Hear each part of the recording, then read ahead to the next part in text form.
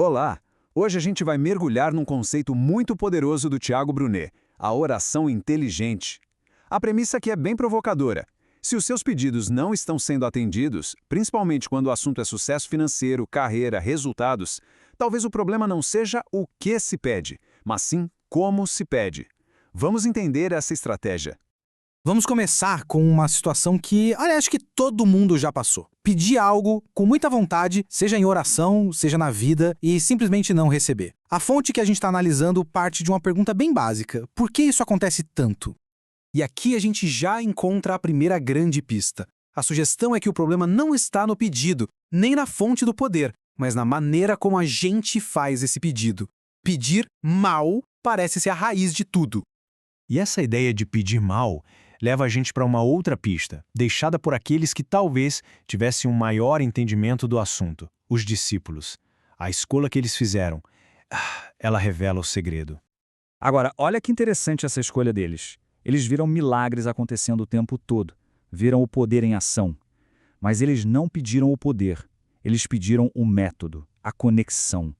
Eles entenderam que saber como orar era muito mais importante do que qualquer resultado isolado. E essa preferência pelo método, e não pelo milagre, tem um nome: sabedoria. Sabedoria não é só ter informação, mas é saber usar essa informação para fazer a escolha certa na hora certa. É, como disse o rei Davi, a coisa principal. É a chave mestra que destrava todo o resto. Ok, então, como é esse tal método na prática? O primeiro princípio da oração inteligente envolve uma virada de chave surpreendente. E a história de Ana, lá na Bíblia, ilustra isso de um jeito perfeito. Pensa só, por anos, Ana orou por um filho, uma necessidade totalmente pessoal, super compreensível, mas focada nela. Ao mesmo tempo, num plano muito maior, existia uma necessidade coletiva. Israel estava numa crise espiritual e precisava de um profeta. Eram duas necessidades correndo em paralelo, sabe? Sem se encontrar. E aí, de repente, tudo muda. Ana faz uma oração inteligente. Ela pega a necessidade pessoal dela e conecta com um propósito muito maior. Ela não está mais só pedindo um filho, ela está oferecendo uma solução para a necessidade de Deus. E aqui está a fórmula, bem clara. A resposta se torna quase imediata quando a necessidade pessoal é apresentada como a solução para um problema maior. A chave é mudar a pergunta de o que eu quero ganhar com isso para como o que eu quero pode ajudar a resolver um problema coletivo. Esse mesmo princípio de alinhar necessidades se aplica diretamente na hora de gerar renda, de buscar oportunidades.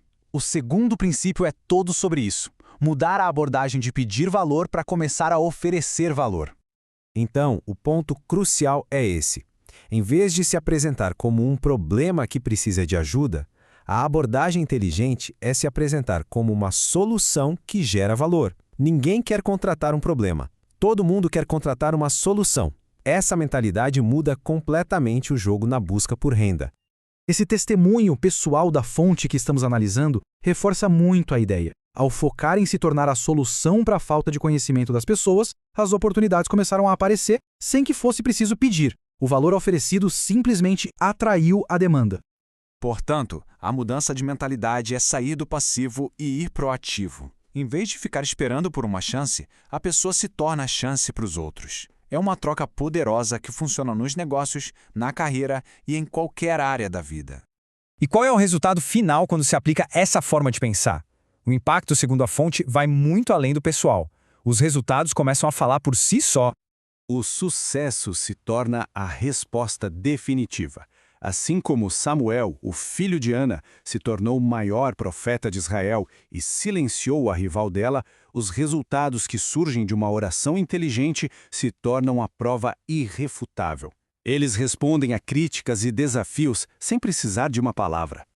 Recapitulando os pilares dessa estratégia. Primeiro, alinhar a necessidade pessoal a um propósito maior, como fez Ana. Segundo, oferecer valor em vez de só pedir, mudando a abordagem na carreira e nos negócios.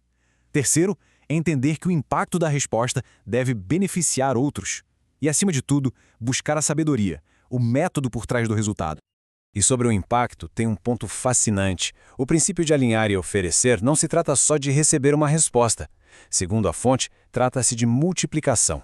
A restituição, quando vem, chega com juros, superando, e muito, a perda original. E isso nos leva à reflexão final, que talvez seja a mais importante de todas. A fonte sugere que o tamanho da resposta está ligado a quantas pessoas ela vai beneficiar. A velocidade com que ela chega depende do alcance do impacto. Fica a reflexão. Se o que se pede beneficia apenas uma pessoa, talvez demore. Mas se beneficia uma família, uma cidade, uma nação, a urgência muda. A pergunta final é: qual é a verdadeira escala do pedido que está sendo feito?